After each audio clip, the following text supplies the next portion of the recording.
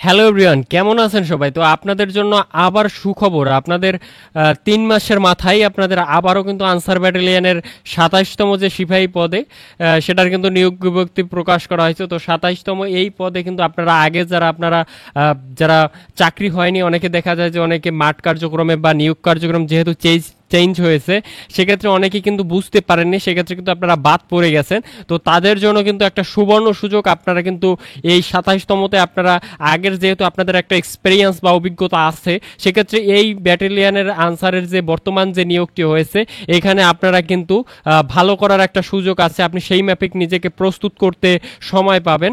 তো আজকের এই ভিডিওতে আপনারা যারা মাঠ করেছেন তারা অনেকে জানেন, আর যারা নতুন আছেন তারা ভিডিওটি ধৈর্য সহকারে দেখবেন। এবং আপনাদের বিষয় হলো যে কবে থেকে মাঠ কত তারিখের মধ্যে হবে এবং আবেদন কত জন্ম তারিখ হলে আপনি আবেদন করতে পারবেন, বিস্তারিত থাকছে আপনাদের ভিডিওতে। এবং আপনারা যারা আবেদন করতে চান আমাদের সাথে সরাসরি স্ক্রিনে দেওয়া এই নাম্বারে যোগাযোগ করবেন। আপনি ঘরে বসে থেকে আপনার কোনো ঝামেলাহীনভাবে আপনি ইনফরমেশন দিবেন, আমরা আপনার আবেদনটি সম্পন্ন করে দিব।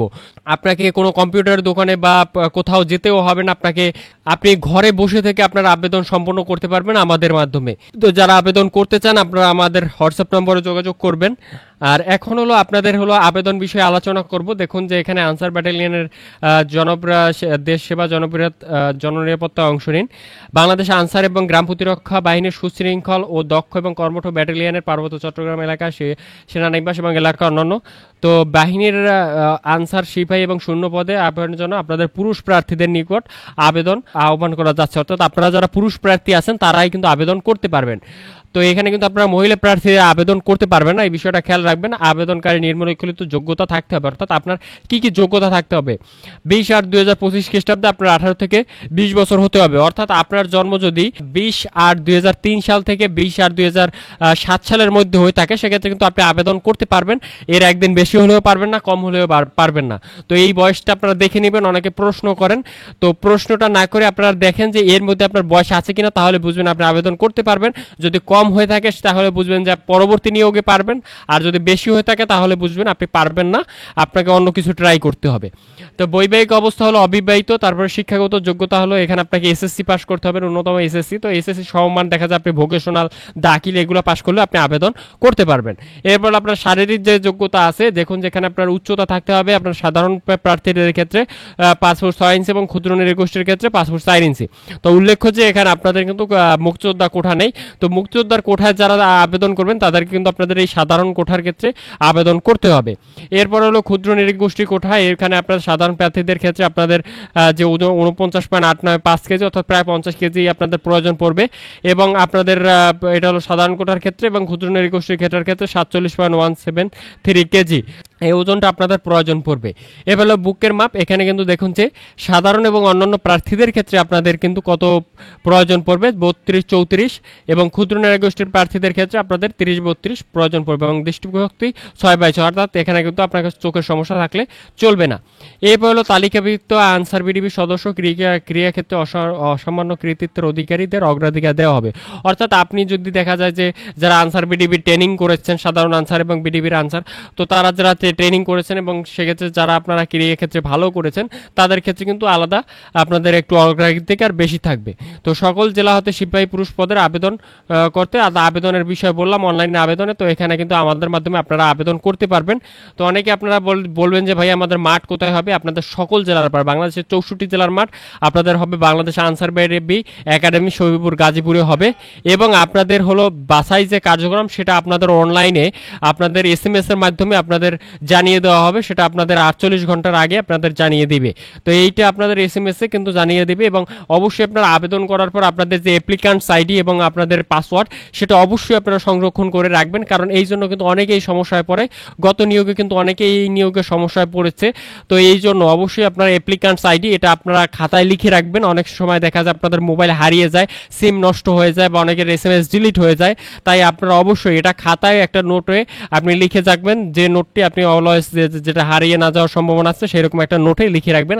এটা আমার মনে হয় আপনার ক্ষেত্রে ভালো হয়। তো আপনি এমন জায়গায় লিখে রাখবেন যেটা আপনার না হারিয়ে যায়। এরপরে এখানে কিন্তু আপনাদের মেডিকেল লিখিত পরীক্ষা এখানে দেওয়া আছে, যেগুলো থাকলে আপনি বাদ পড়বেন। এবারে যে বিষয়টি হলো আপনি কি কি কাগজপত্র নিয়ে যাবেন। তো এইটা নিয়ে কিন্তু অনেকে প্রশ্ন করেন যে ভাই আমি কি কি কাগজপত্র নিয়ে যাবো, আমি কিছু বুঝতে পারছি না। তো এই বিষয়ে কিন্তু একটা ভিডিও আমার দেওয়া আছে, সেটাও দেখতে পারেন। আর আমি এখান থেকে বলে দিচ্ছি আপনাদের, প্রথম শ্রেণীর গ্যাজেটেড অফিসার কর্তৃক আপনার শিক্ষাগত সনদপত্র এবং সাময়িক সনদপত্র সত্যায়িত ফটোকপি, অর্থাৎ এটা আপনি সাময়িক সনদপত্রের মূল কপিও নেবেন এবং সত্যায়িত ফটোকপি নেবেন। এরপরে হলো প্রথম শ্রেণীর গ্যাজেটেড অফিসার কর্তৃক সত্যায়িত 6 কপি পাসপোর্ট তোলা পাসপোর্ট সাইজের রঙিন ছবি, অর্থাৎ আপনাকে প্রথম গ্যাজেটেড কর্মকর্তা কর্তৃক আপনার যে 6 কপি ছবি নেবেন সেটা আপনাকে সত্যায়িত করতে হবে। এরপরে আপনাকে ইউনিয়ন পরিষদ কর্তৃক একটা নাগরিক সনদপত্র নিতে হবে।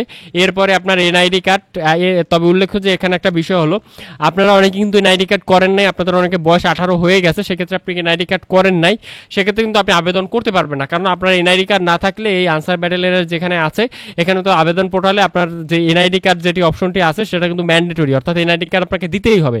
তো তাই আপনাকে এনআইডি কার্ড অবশ্যই থাকতে হবে। এবং অনেকের যাদের এনআইডি কার্ড নাই আপনারা চেষ্টা করবেন আপনাদের আবেদন শুরু কিন্তু 6/8/2025 থেকে 20/6/2025 খ্রিস্টাব্দ। তো আপনারা এর মধ্যে আপনারা উপজেলার যে নির্বাচন অফিস আছে সেখানে গিয়ে একটু দ্রুত আপনাদের যে আপনাদের এনআইডির জন্য আবেদন করে আসবেন এবং বলবেন যে খুব তাড়াতাড়ি যেন তারা কাজটি করে দেয়, এবং SMS এর মাধ্যমে আমি তাদের থেকে আপনারা এনআইডি নম্বরটি পেয়ে যাবেন। আর এনআইডি নম্বরটি আপনি যদি পেতে পারেন সেক্ষেত্রে কিন্তু আপনি আবেদনটা করতে পারবেন। তাই আপনারা দ্রুত কাজটি করবেন যাদের এনআইডি নেই।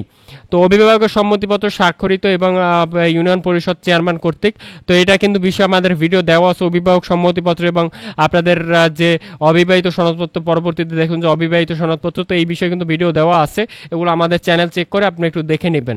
তারপরে অনলাইন হতে ডাউনলোডকৃত অ্যাডমিটলি অ্যাপ্লিক্যান্টস কপি এবং প্রবেশপত্র, অর্থাৎ অনলাইনে আপনি আবেদন করার পরে এটা দিয়ে দেবে। তো আমাদের মাধ্যমে যারা আবেদন করবে তাদেরকে আমরা হোয়াটসঅ্যাপে এই ডাউনলোড কপি দুটি দিয়ে দেবো। লিখিত পরীক্ষার ক্ষেত্রে আপনাদের অবতীর্ণ জাতীয় পরিচয়পত্র, এনআইডি এবং মূল কপের সনদপত্র অবশ্যই প্রদান করতে হবে। এবং পরীক্ষার ক্ষেত্রে অংশগ্রহণের লক্ষ্যে আপনাদের কলম আনতে হবে, অর্থাৎ আপনাদের অবশ্যই কলম নিয়ে যাবেন। তবে আপনাদের পরীক্ষার ক্ষেত্রে কিন্তু ক্যালকুলেটর বা কোনো ইলেকট্রনিক ডিভাইস আপনারা ইউজ করতে পারবেন না। তো এই ছিল আপনাদের বিষয়। এরপরে চাকরির সুবিধা দিয়ে এখানে দেওয়া আছে, আর এখানে আপনাদের তেমন কিছু নাই যেগুলো বলার মতো।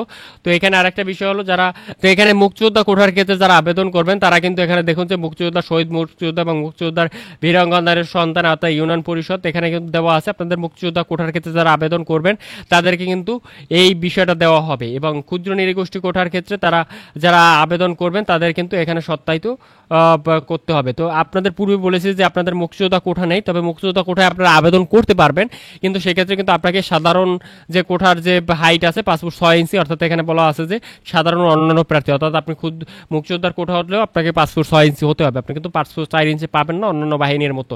এখানে শুধু ক্ষুদ্র নৃগোষ্ঠী কোঠার ক্ষেত্রে আপনি কিন্তু পাসপোর্ট 4 ইঞ্চি পেয়ে যাবেন। তো বিষয়টি আসলে বুঝতে পেরেছেন। তো এই ছিল আজকের ভিডিও।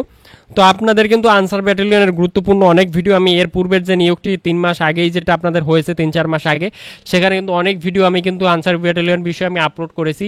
সেগুলো কিন্তু আপনাদের অনেক উপকারী আসবে, সেগুলো আমাদের চ্যানেল চেক করে আপনি একটু কাইন্ডলি দেখে নেবেন, তাহলে আপনাদের জন্য অনেক উপকার আসবে। তারপর আমি আবার আপনারা কমেন্ট সেকশনে কমেন্ট করবেন কোনো কোশ্চেন থাকলে, এবং সেগুলো নিয়ে আপনাদের ভিডিও বানানোর চেষ্টা করব। তো ভালো থাকবেন, দেখা হবে পরবর্তী ভিডিওতে।